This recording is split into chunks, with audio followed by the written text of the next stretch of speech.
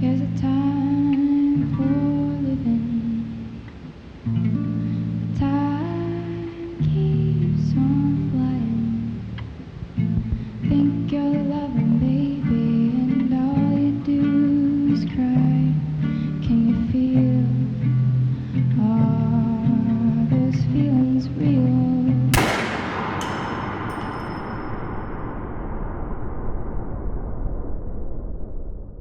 Look at your Kenyan girl. Look at your Kenyan girl. The Massacre of Vault 111. A tragedy that affected not only the residents of the vault, but the Vault-Tec staff too. A disaster that only left one man alive, the sole survivor. The date was October 23rd, 2077. An eventful day for the civilians of Boston. A day where the knock of one door indicates the beginning of the end for the household of Nate and Nora. Can you get that?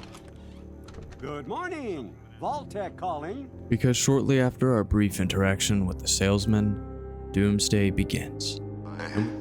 Yes, followed by flashes, blinding flashes, sounds of explosions.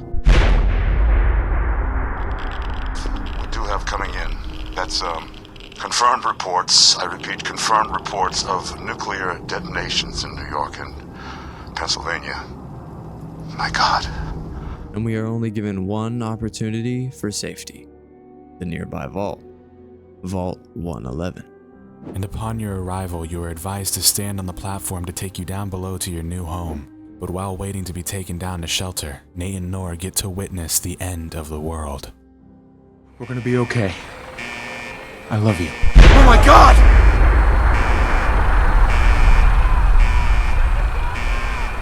Hold on! Move faster! Oh God! Oh God! And after barely escaping death, you arrive in your new home for the foreseeable future.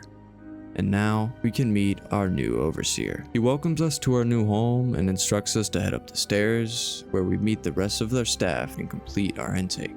We are handed our Volt suit and quickly escorted to our decontamination pod, where we are quickly frozen, then thawed out. And that's when we awaken to a strange voice. This is the one. Here. Open it. They argue for a few more seconds, then Nora gets shot, and Sean gets stolen. But how did these guys even get in here? Well, assuming we are in Nate's shoes, we have no perception of time right now. But what we do know is that the Vault-Tec security seem to be completely absent, so either he's taken them out or they let him in. Which I find hard to believe due to his gun being drawn in the absence of Vault-Tec security. But before we can learn any more, we are frozen up and put back to sleep. But we are unthawed yet again, and now we can exit the pod. But the only pod to open is ours. And checking on the others is when we make the terrifying discovery that we are the only one who survived. And checking the nearby terminal confirms this theory. Mr. and Mrs. Abel and Mr. Russell, all deceased to asphyxiation due to a life support failure. Continuing down the hall, we are stopped at the door that we voluntarily walked through over 2 centuries ago. The door is inaccessible though. But not many people know, this door is one of the many reasons that caused this vault's demise. More on this later. Just around a few corners is a security office with a terminal, and this is where we can learn a little about our terrifying situation. Vault 111 is designed to test the long-term effects of suspended animations on unaware human subjects, meaning that the experiment was eventually supposed to let us out, but we learned that that was never the case. Under all clear and evacuation, we can learn that Vault-Tec personnel may be evacuated at overseer discretion. Disregard any notices from organizations or individuals not associated with Vault-Tec, including government or military. Residents are not to be disrupted or evacuated. Maybe Vault-Tec received the all clear and just simply forgot about us. Well, let's check the Vault-Tec security log. Only a few weeks left in our mandatory shelter period. Everyone's getting stir crazy. Some people are even saying that the all clear is never coming. We can't stay here much longer, that's for sure. It's not just the fact that I've been staring at the same break room and bunk bed for over 6 months. It's the fact that we have enough food left for another few months, tops. The overseer keeps telling everyone to be patient, focus on work. He's definitely keeping us out of the loop. Something bad is going on. I just know it. The main door accessing the vault is malfunctioning. Now the only way out is through the overseer's evacuation tunnel. How convenient for him. He has one of the science teams watching the door into his office at all times from a little makeshift checkpoint. Got invited to a meeting tonight. Support staffers and security only. Sounds like I'm not the only one with an axe to grind. And in his final entry he writes, "No all clear from Vault-Tec is coming. We need to leave. We're all out of food.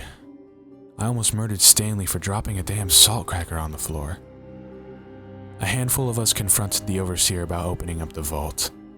I never knew a man that small could shout that loud. Now he's locked himself in his office along with the rest of the science staff. We're supposed to hand over any food, weapons, and medicine we have by tonight, or there's going to be consequences. I've talked to everyone. It's time. One way or another, we're getting out of this vault. Well, we now have our answer to both of our questions. How Kellogg got in the vault, and where in the world the Vault-Tec staff went. Kellogg must have gained access to the vault sometime after this riot. But after a short walk down the hallway, we spot our first body. He's wearing the classic vault suit, with no nearby weapon, meaning he's neither science or security staff. When continuing down the hall into the overseer's office, we spot another dead Vault-Tec employee, a scientist more likely than not. But more importantly, we now have access to the overseer's terminal, so we can learn a little bit about what was going through the head of the other side of this ordeal. Under overseer eyes only, it reads, "Under no circumstances is suspension to be disrupted. This includes the administration of life-saving measures. Your staff is also considered expendable. Insubordination or attempts to evacuate your staff prematurely are capital violations. Unused cryogenic pods are the preferred method for cadaver disposal." And in the overseer logs, we learn that the overseer didn't want to open the vault door due to radiation despite low food supplies.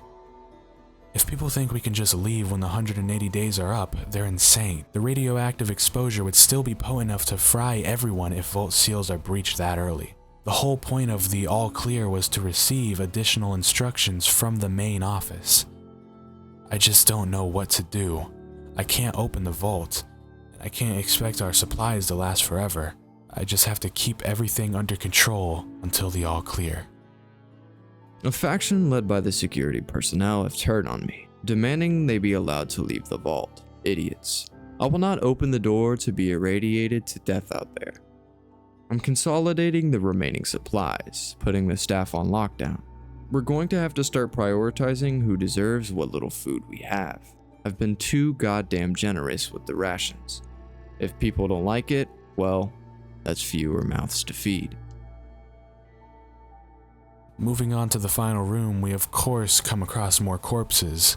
One of what looks to be a security guard laying face down, laying about 5 feet from his last clip of ammo. And 2 scientists looking to make a desperate escape, with one even reaching the vault door controls, but of course he was too late. There's no doubt what happened to just the vault dwellers alone was a tragedy, not to mention the countless acts of murder on both sides of this mini massacre. And there are still plenty of smaller mysteries that can be discovered inside Vault 111, but that is for another video.